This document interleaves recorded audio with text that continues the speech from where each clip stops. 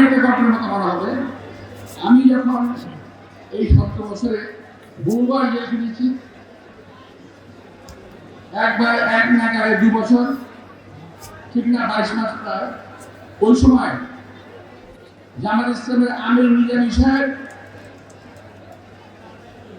তারপর secretary general সাহেব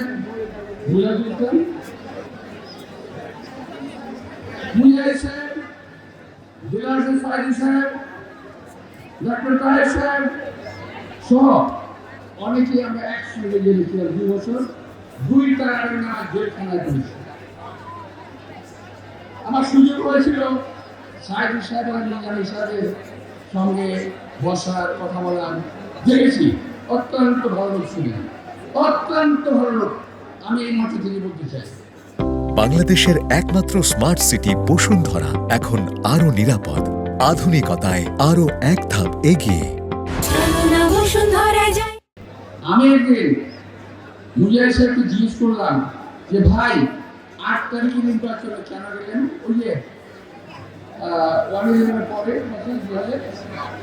2008 সালের নির্বাচনে কেন গেলেন আপনার বলেন তো? মুজাহিদ সাহেব ক্ষিপ্ত হয়ে গেলেন, এই ব্যাপারে আপনার সঙ্গে কথা বলে যাবে। আমি বললাম যে না, আমার সাথে কথা বলতে হবে। আপনি কেন গেলেন?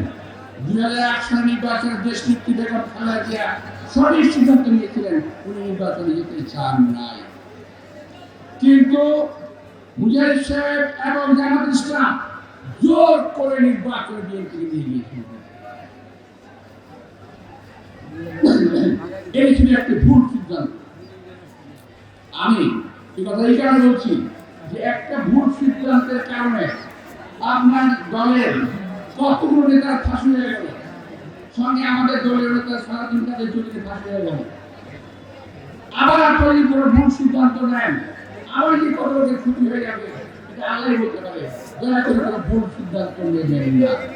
এই কারণে আবার এই কথাগুলো বলা।